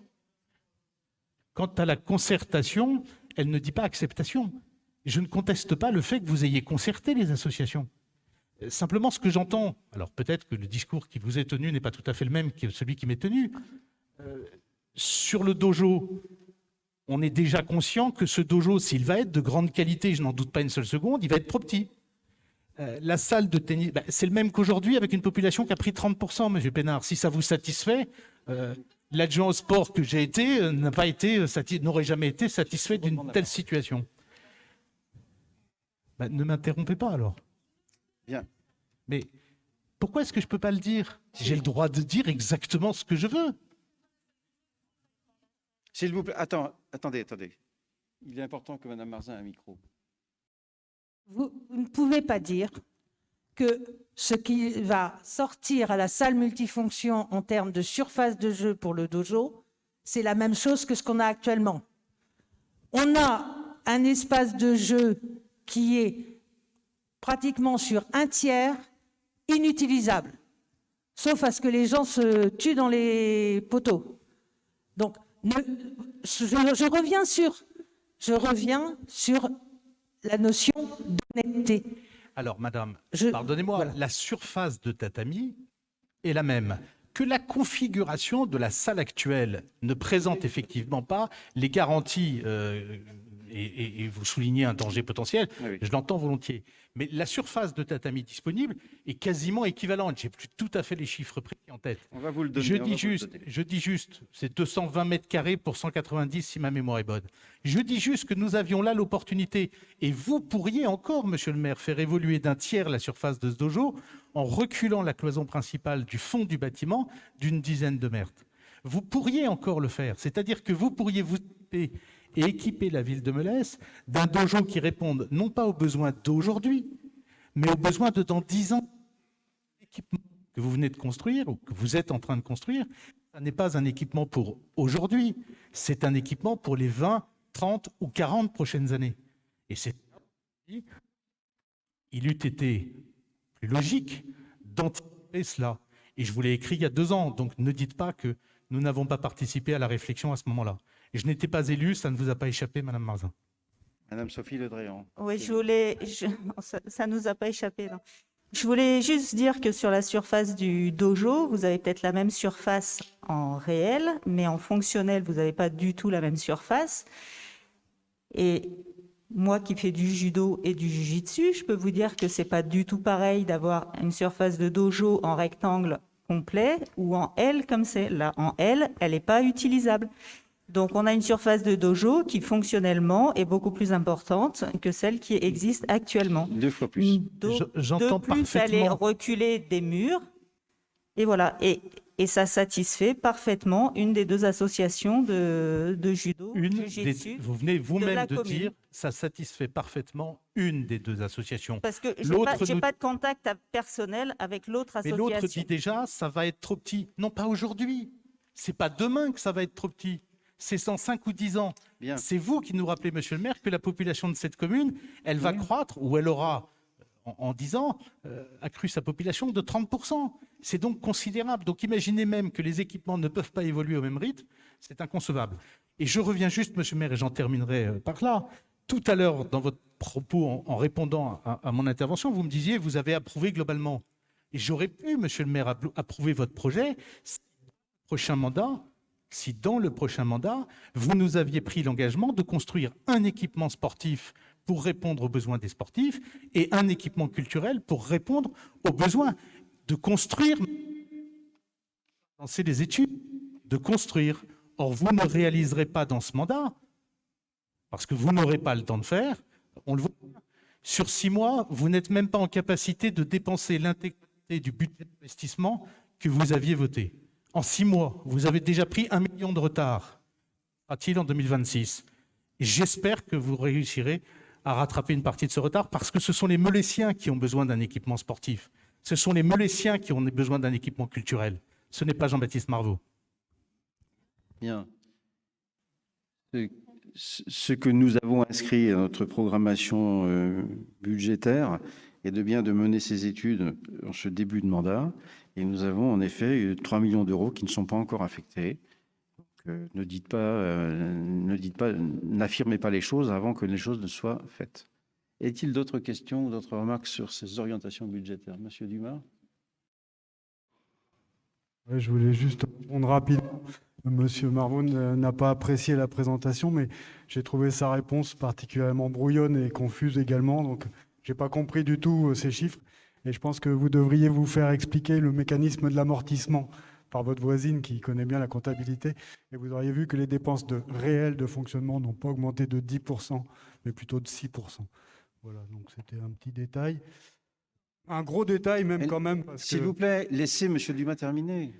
Voilà. Et puis sinon, si vous vouliez qu'on fasse les travaux, enfin l'ensemble du programme en 2014, quand on a été Élu. lors de notre premier mandat, et si vous avez regardé, si vous aviez été présent au précédent débat d'orientation budgétaire, vous auriez pu voir qu'à l'époque, en 2014, il n'y avait pas d'autofinancement et la commune était très endettée, donc ne pouvait pas envisager les dépenses somptuaires que vous vouliez qu'elle engage et qu'elle n'avait pas les moyens de payer.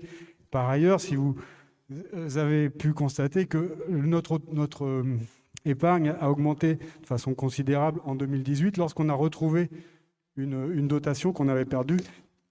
Et celle-ci, on ne pouvait pas prévoir qu'on allait la récupérer. Donc vous, c'est vrai, vous arrivez par derrière, vous gagnez le tiercé le lundi, c'est facile.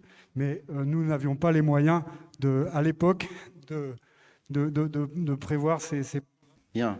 Je considère... Voilà. Pardon. Je croyais que c'était un micro. Monsieur Marveau? Je ne sais pas, monsieur Dumas, si mes propos ont été brouillons. S'ils l'ont été, je le regrette. J'ai juste, au début de la séance, regretté que nous n'ayons pas travaillé sur le même support. Si nous avions travaillé de façon normale, c'est-à-dire le compte administratif d'un côté, puis le débat d'orientation budgétaire, et si nous l'avions fait sur un seul et même document, vous et nous, il eût été effectivement plus clair pour tout le monde de prendre page par page, chapitre par chapitre. Vous avez fait le choix d'avoir une présentation globale différente de celle que vous nous avez envoyée. C'est votre droit le plus absolu. Admettez quand même que nous avons reçu l'ensemble des documents budgétaires la semaine dernière. J'ai consacré un certain nombre d'heures à travailler sur ce sujet et il ne vous a pas échappé que je l'ai regardé un peu dans le détail. Preuve aux questions d'ailleurs pour lesquelles j'attendrai tout à l'heure des réponses précises. Mais il est, et il serait, plus logique, plus simple que nous ayons le même document. Pourquoi ne pas avoir utilisé les documents que vous aviez en commission des finances et pourquoi le PowerPoint que vous avez présenté ce soir, vous ne l'avez pas envoyé il y a 8 jours? On aurait pu très intelligemment, et c'eût été plus clair pour tout le monde, travailler intelligemment sur au moins le même document et page par page, chapitre par chapitre, se mettre d'accord ou pas sur les questions et les réponses. Je regrette votre méthode une nouvelle fois. Je ne comprends pas. Nous procédons à une lecture ensemble du compte administratif en commission. Ensuite, le rapport d'orientation budgétaire vous est transmis à l'avance, dans les Mais documents. le dossier que vous avez présenté Non, ce non, soir non, n'est pas non, le rapport budgétaire que j'ai moi. C'est pas le même Ce n'est document. qu'une synthèse. C'est les mêmes éléments qui sont dedans, c'est juste que quand on fait une présentation, je ne voulais pas lire les 40 pages du rapport d'orientation budgétaire, donc j'ai essayé d'en faire une synthèse et je les ai effectivement remis en perspective avec des éléments que vous aviez déjà eu, enfin vous auriez eu si vous étiez là au débat d'orientation de 2020, puisque vous sembliez ne pas avoir ces éléments alors qu'ils y figuraient déjà. Donc je suis désolé, mais les éléments Monsieur vous les Dumas, avez, vous les comprenez- aviez. Et après, derrière le débat d'orientation budgétaire, c'est le débat qui suit la présentation du rapport d'orientation budgétaire. Enfin, je pense que vous avez une notion bizarre des choses. Monsieur Dumas, comprenez une chose, et ça ne changera pas, je continuerai Bon, dans cette monsieur. méthode-là. Apprenez que tout flatteur vit aux dépens de celui qui l'écoute. Monsieur Marvaux, vous souhaitez- Monsieur le maire, si désormais il faut se mettre à citer La Fontaine, on peut y aller parce que je serai sans doute imbattable, monsieur Dumas, à cet exercice-là. Dieu vous en plaise. Oui, madame Massé. Mais bon, c'est un autre sujet. Du coup, la poésie m'a fait perdre le fil de ce que je voulais dire.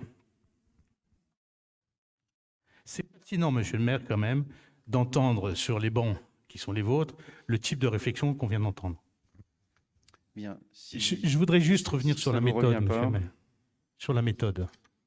Ayons une méthode simple et transparente, comme l'appelait Madame Marzin de ses voeux, à juste titre. Et nous serons en capacité de vous dire notre position. Il ne s'agit pas d'être dans la critique systématique. Je n'ai pas à rendre compte de ce qui s'est passé avant 2014. Je n'étais pas là. Point à la ligne. Non, mais je n'étais pas là. Quant à la façon dont vous avez, l'autre soir en commission des finances, présenté les choses, les conditions sont en plus dégradées, ça n'a échappé à personne. C'était un peu compliqué de suivre. J'ai adressé un certain nombre de questions précises. J'ai eu, parce que les services ont eu l'amabilité de me les transmettre, un certain nombre d'éclatés de comptes qui nous ont permis de vérifier un certain nombre de choses et de pointer un certain nombre de questions. Je reviens sur certaines d'entre elles qui méritent des réponses claires de votre part. Et voilà, c'est pas plus compliqué que ça. Donc, si notre façon de faire ne vous convient pas, vous pouvez sourire et votre- continuer à penser. Et continuez à parler, vous êtes ininterrompable, monsieur Marron. Prenez un crayon et Désolé, faites un dessin, vous êtes monsieur en Dumas. train de nous dire à la fois que notre méthode n'est pas bonne, mais que quand vous posez des questions, heureusement, nos services sont efficaces et vous répondent. Et si vous continuez de poser des questions précises pour savoir les 744 € de poissons, s'ils sont allés dans le Quincampoix ou dans quelle rivière, on va vous répondre, il n'y a pas de problème. Et si le code 6063 pour les livres ne vous convient pas, on va vérifier que c'est le bon compte et on vous donnera réponse. On est parfaitement transparent sur nos comptes et c'est pas avec vos discours un peu brouillons et qui essayent de mettre de la confusion dans les choses que vous allez changer quelque chose. Vous posez des questions, on répond. Merci. Sur cette partie-là, je pense que nous avons débattu. Je propose à ce que M. Dumas présente la partie assainissement collectif. Bien, donc le compte administratif assainissement, donc je vais le présenter assez rapidement, effectivement, avec des courbes qui présentent le bilan 2020 de nos recettes de fonctionnement, mises en perspective avec une évolution pluriannuelle. Et on voit que nos recettes de fonctionnement ont baissé de façon importante en 2020 en raison d'une chute brutale des revenus des taxes de raccordement, puisqu'en fait, les collectifs qui ont déposé, j'en parlais tout à l'heure, leur permis de construire dans les années 2017-2018, ont déjà payé les taxes de raccordement. Et comme on a eu relativement peu d'habitats individuels de créer, donc on enregistre une chute assez nette de ces taxes de raccordement. Bon, les redevances, elles augmentent régulièrement avec l'augmentation de la population. Les autres recettes sont assez faibles et ne méritent pas d'être discutées. En matière de dépenses, donc on en a parlé déjà en commission, en différentes commissions. Donc depuis 2019, on passe progressivement en contrat de prestation l'assainissement, avec un contrat qui s'est finalisé avec l'entreprise Suez en 2020. Et donc, on voit des courbes qui se croisent. Hein, les dépenses qui étaient inhérentes à nos services diminuent puisqu'ils ne travaillent plus dessus. Et par contre, on a un poste de sous-traitance qui augmente.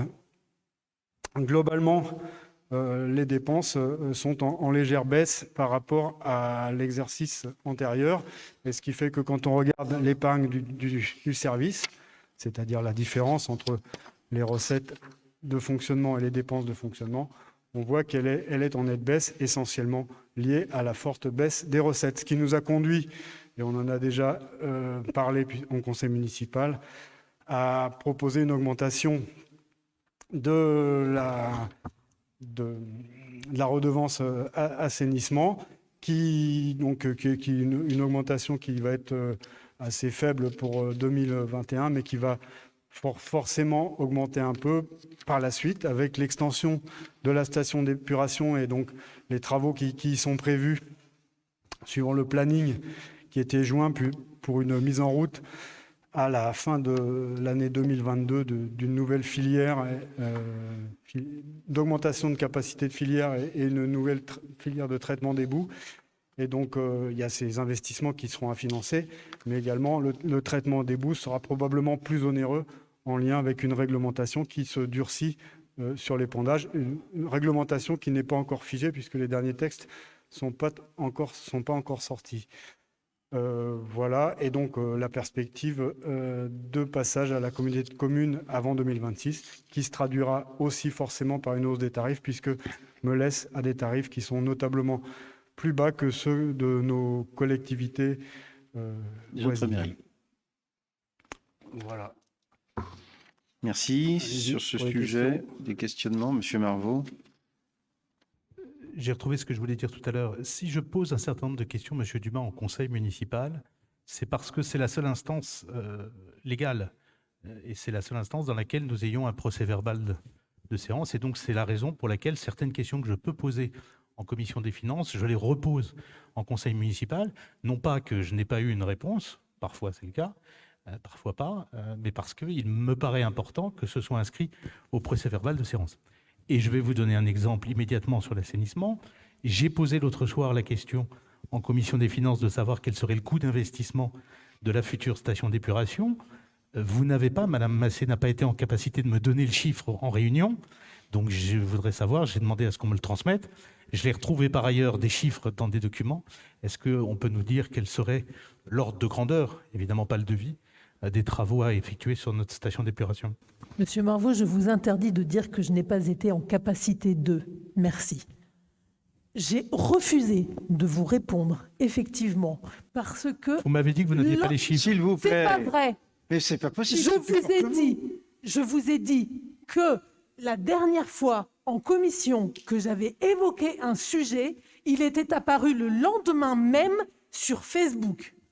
Et que, à partir de dorénavant, quand vous me demandez un chiffre que je ne connais pas dans son exactitude, puisqu'aujourd'hui je n'en connais qu'une fourchette, dans la mesure où les travaux sont encore en cours, je ne vous donnerai pas un chiffre définitif ce soir, c'est hors de question. Voilà. Le budget global aujourd'hui est d'1,7 million. De travaux. Pas plus. C'est juste ce chiffre-là que je vous demandais. Je ne sais pas pourquoi vous vous agacez. Donc c'est 1,7 million. Voilà, c'est pas un sujet. Y a-t-il d'autres questionnements? Bien, je vous remercie. Merci Patrice Dumas pour la présentation et Madame Massé pour la réponse sur ce chiffre d'enveloppe prévisionnelle de travaux. Il n'y a pas de vote sur le débat d'orientation budgétaire. Il est juste à prendre acte qu'il y a bien eu un débat d'orientation budgétaire.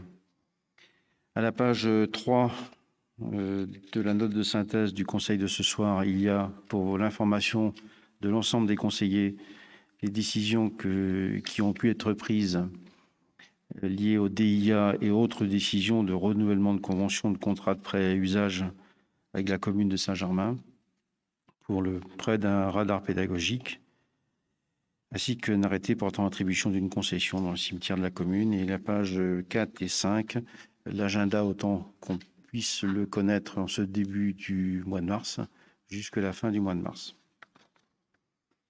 Voilà. Monsieur Marvaux. Juste, Monsieur le maire, quand et sous quelle forme pensez-vous pouvoir nous adresser les réponses précises aux questions qui ont été posées ce soir? Est-ce que ça fera l'objet d'une réponse écrite? Est-ce que ce sera au compte-rendu du prochain conseil? Je pense qu'elles seront exposées au début du prochain conseil. Très bien. J'avais une question d'ordre plus général à vous adresser, si vous m'y autorisez. C'est pas une question diverse, c'est un message. Non, c'est une problématique à laquelle a été confronté ou à laquelle sont confrontés un certain nombre de nos concitoyens dans le cadre de la procédure de vaccination. Je ne sais pas si vous en avez été informé, j'imagine que Mme Marzin est parfaitement au courant, mais un certain nombre d'habitants de Melesse rencontrent des difficultés pour prendre des rendez-vous, et en particulier sur Saint-Grégoire, parce que lorsque vous souhaitez prendre un rendez-vous sur le CHP de Saint-Grégoire, vous devez cocher une case ou une autre. L'une est habitant de Saint-Grégoire et l'autre est habitant de la métropole de Rennes. Et il n'y a pas une case 3 qui serait habitant d'ailleurs. Donc beaucoup de nos concitoyens ont des difficultés à prendre rendez-vous. Donc je ne sais pas si vous avez connaissance de ce problème. Et je m'interroge juste de savoir s'il est possible de prendre contact avec le CHP pour lever cette ambiguïté de telle façon que nos concitoyens puissent aller se faire vacciner en toute sérénité au CHP de Saint-Grégoire, même si, je le sais, les pharmaciens et les médecins vont désormais pouvoir intervenir. Les pharmaciens dans un premier temps, les médecins aussi. Oui, il y a d'une part l'évolution des praticiens qui seront en mesure de vacciner prochainement. Le nombre de Meulésiens qui ont des difficultés à prendre des rendez-vous dans différents centres. J'en ai connaissance de manière assez fréquente. Maintenant, tous les centres, on va dire sur le mois passé, tous les centres étaient en difficulté pour des prises de rendez-vous. Et la plateforme, le numéro unique, on va dire, d'appel, apporte peu de réponses, puisque c'est une personne qui est derrière et qui est pour l'aide à la prise de rendez-vous, mais au même titre que, pas vous ou moi, tu pourrais le faire à son domicile. Voilà. C'est une situation qui n'est pas spécialement liée au problème à la population de Melesse, c'est beaucoup plus large que ça. La Vaximobile, qui est aussi une possibilité de réponse. Actuellement, le SDIS on va dire, a ciblé ses interventions au sud du département. Donc, on est en veille sur l'évolution des interventions sur les différents territoires.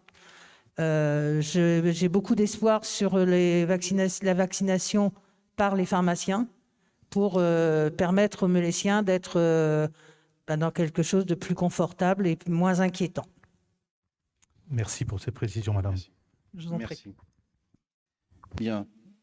Je considère qu'on a traité l'ordre du jour du conseil municipal, donc je lève la séance en vous remerciant de votre participation.